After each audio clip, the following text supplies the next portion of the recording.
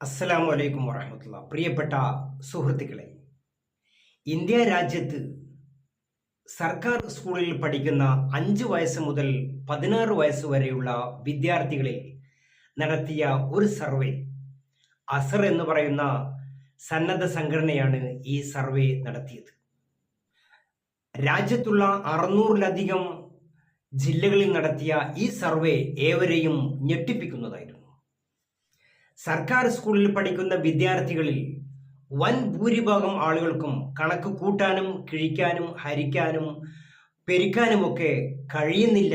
അതുപോലെ പ്രാദേശിക ഭാഷ പോലും കൃത്യമായിട്ട് വായിക്കാൻ അറിയുന്നില്ല എന്നുള്ള രാജ്യത്തെ റവന്യൂവിൽ ഒരു വലിയ ശതമാനം ഈ വിദ്യാഭ്യാസത്തിന് വേണ്ടി ഉപയോഗിച്ചിട്ട് വളരെ ഖേദകരമായ റിപ്പോർട്ടാണ് നമുക്ക് ലഭിക്കുന്നത്.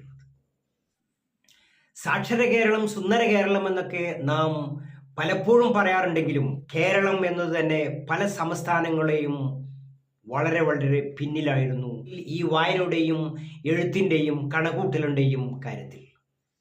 3-ാം ക്ലാസ്സിൽ പഠിക്കുന്ന കുട്ടികൾ വർഷം കഴിയും തോറും വലിയൊരു പേഴ്സൻറ്റേജ് അവരുടെ വിജയശതമാനവും വളരെ വളരെ കുറഞ്ഞു വരുന്നതായിട്ടാണ് സർവേ വ്യക്തമാക്കുന്നത്. 2018-ൽ 44.3% കണക്ക് കൂട്ടാനും വായിക്കാനും അറിയുന്നവരുണ്ടായിരുന്നെങ്കിൽ 2022-ൽ 32.7% കൂപ്പുകുത്തുകയുണ്ടായി.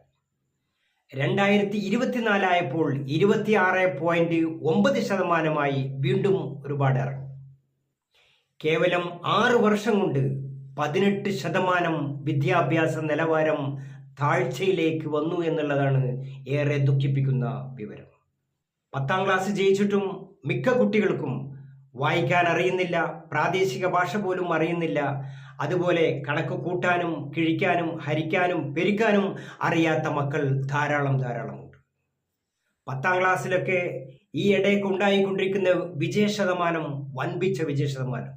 99.7% കുട്ടികൾ ആദ്യ സമയത്ത് വിജയിച്ചു വരുമ്പോൾ ബാക്കി ശേഷിക്കുന്ന 0.3% എസ്സേ എഴുതിക്കൊണ്ടുള്ള വൻ വിജയം നടത്തി 100% ആഘോഷിക്കാനാണ് നമ്മുടെ ഗവൺമെന്റ് തയ്യാറാവുന്നത്.